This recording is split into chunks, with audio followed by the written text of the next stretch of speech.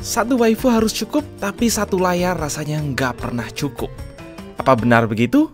Gue yakin siapapun yang pernah pakai laptop ini akan kesulitan untuk balik pakai laptop satu layar.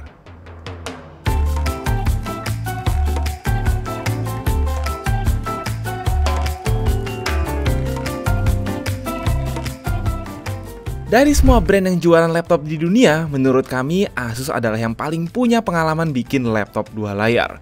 Mulai dari Asus Taichi di tahun 2012, Asus ZenBook Duo yang pertama kalinya muncul di Computex 2019, kami belum pernah lihat ada pabrikan yang sekomit ini sama konsep notebook dual screen, dan percaya dual screen adalah bagian penting dari masa depan produktivitas mobile. So, ZenBook Duo UX8406 ini bisa dibilang merupakan mahakarya Asus yang akhirnya bisa kami rekomendasikan untuk digunakan consumer enthusiast maupun consumer casual sebagai laptop sehari-hari. Kenapa bisa begitu? Pertama, ini adalah laptop full dual screen pertama yang menurut kami praktis dipakai tanpa ribet. Terutama jika dibandingin sama Lenovo Yoga Book 9i yang kickstand, keyboard hingga mouse harus dibawa di luar secara terpisah. ZenBook Duo memang tidak bisa di-flip jadi tablet 14 inch, namun sebagai laptop dual screen yang modul keyboard dan touchpad wirelessnya begitu nyaman dipakai, serta adanya kickstand integrated, ini benar-benar nyaman dan nagih lah intinya. Posisi layar yang tinggi membuat ergonomik lebih enak dan leher nggak sakit dibanding kudu lihat ke posisi layar di bawah. Alias jadi nyaman kerja sambil senderan karena posisi monitor yang selevel dengan kepala. Kemampuan ngedeploy dua layar dimanapun dan kapanpun akan merubah cara lu bekerja kesana kemari, yang kita eksplor dikit di video ini. Build quality laptop ini bagus, konstruksi hampir semuanya full aluminium kecuali untuk keyboard. Terus walau dia agak tebal, wajar karena ada keyboard wireless di dalamnya. Beratnya masih di kisaran 1,5 kilo, which is masuk akal untuk sebuah laptop 14 inch standar. Meanwhile, kita kelarin dulu deh spec sheet daripada laptop ini.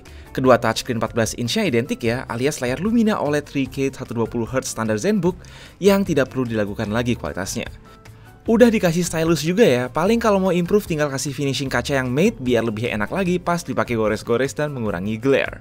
Intinya kalian bisa main ZZZ sambil nonton YouTube dengan kualitas maksimal at the same time. Mau scrolling-scrolling pakai layar maupun touchpad, ini jadi bukan sekedar laptop tapi sebuah workstation dual screen touchscreen yang kalian bisa bawa kemanapun. Meanwhile, hitung sendiri deh, misal beli iPad 1TB 2 unit, harganya bakal jauh lebih mahal dari laptop ini dan tetap nggak bisa jalanin aplikasi desktop full. Ada banyak cara menggunakan ZenBook Duo. Dipakai sebagai laptop biasa, nyaman loh, dia nggak terasa jauh lebih tebal dan berat dari laptop 14 inch biasa, berkat engineering yang begitu bagus, dan keyboard wirelessnya sendiri sangat pakem dan enak dipakai.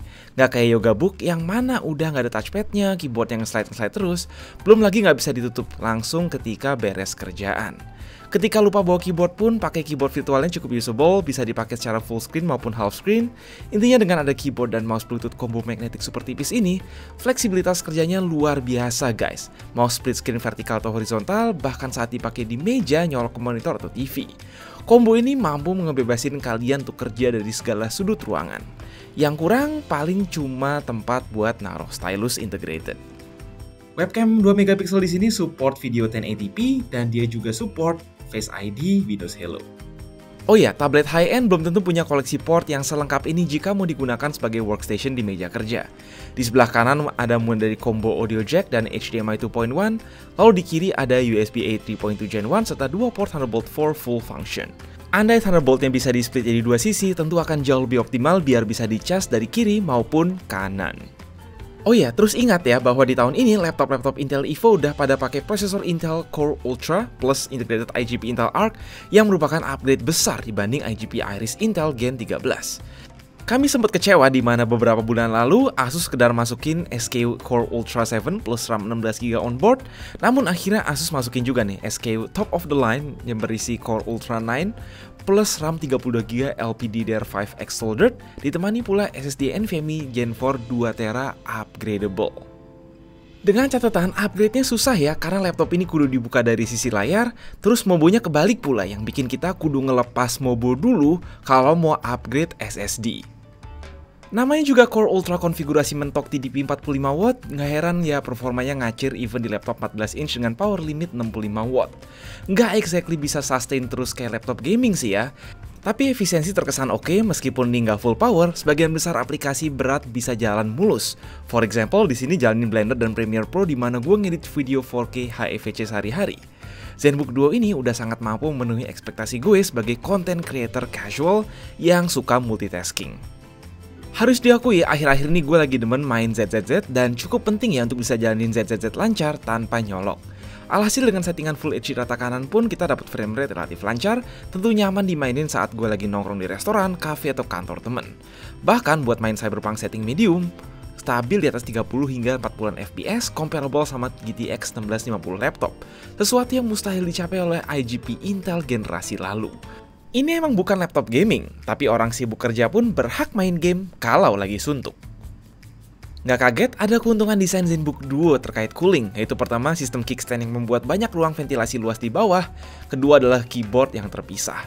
Kalian nggak perlu khawatir karena mayoritas udara panas dibuang ke samping kiri kanan, lalu suhu so far sangat terkendali setelah main Cyberpunk selama 30 menit. Kami belum ngalamin temperatur layar bawah jauh melebihi 40 derajat Celcius di tengah layar, yang nggak ngaruh juga ketika keyboard sedang dipakai terpisah. Luar biasa banget makanya ketika Asus mampu ngasih touchscreen kedua dan keyboard wireless integrated tanpa banyak korbanin suhu dan performa. Balik lagi soal fungsi keyboard, dia sama kayak ZenBook Duo generasi sebelumnya yang punya shortcut matiin layar bawah atau nge-switch antara aplikasi pada kedua layar. Keyboardnya pakai backlit, hebat banget sih ginian bisa backlit dan ngetiknya cukup nyaman meski key travel cetek. Jujur, gue merasa se-PW pakai keyboard Ultrabook standar. Again, solusi anti kompromi satu lagi dari Asus, touchpad pun enak, ada fungsi FN Lock, tinggal as usual tombol panah aja yang pelit. Keyboard ini nyaman dan pakem baik dipakai di atas laptop, meja maupun pangkuan dengan sisi bawah soft touch yang penting biar nggak ngebaret layar. Kemampuan bawa keyboard touchpad combo wireless internal gini emang nggak bisa diremehin guys.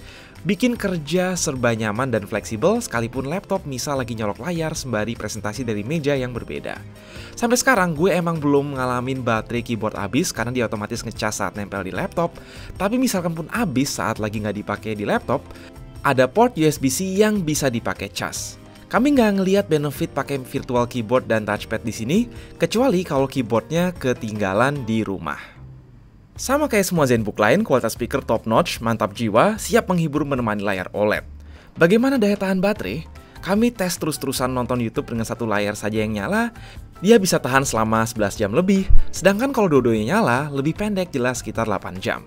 Nah, tapi kalau udah diajak main game Cyberpunk atau ZZZ performa mentok dan kedua layar nyala, paling 2 jam baterai 75Wh ini udah habis. Dengan spek mumpuni, fitur segudang, dan fleksibilitas pemakaian yang sangat di luar nalar, ZenBook Duo ini bisa gue nobatkan sebagai komputer Windows paling enak di dunia untuk kerja. Barangkali mereka nanti mungkin bikin versi spek gaming ukuran 16 inch gitu, kayaknya bakal makin seru. Ini memang barang mewah yang sangat mahal, tapi again, ketika dibandingin laptop-laptop foldable macam ZenBook Fold dan Spectre Fold, harga dan performa yang ditawarin barang ini jadi sangat masuk akal bahkan terasa terjangkau. Satu-satunya yang konsepnya serupa hanyalah Yoga Book 9i dari Lenovo, dimana tadi kita udah bahas, jadi terlihat kuno dan cenderung repot. Satu-satunya kekurangan utama ZenBook Duo versus Yoga Book 9i di sini adalah bahwa dia nggak bisa di flip 360 derajat jadi tablet. In the end, kalau ditanya apakah setelah beberapa bulan pakai ZenBook Duo, apakah gue akan bisa langsung balik kerja pakai Ultrabook satu layar untuk sehari-hari? Rasanya bakal sulit dan kangen karena emang sebetah itu pakai ini laptop selama kalian gak butuh keberadaan chip GeForce. Sekian dulu dari kami, jangan lupa menang mending, gue Mike, stay safe, stay healthy.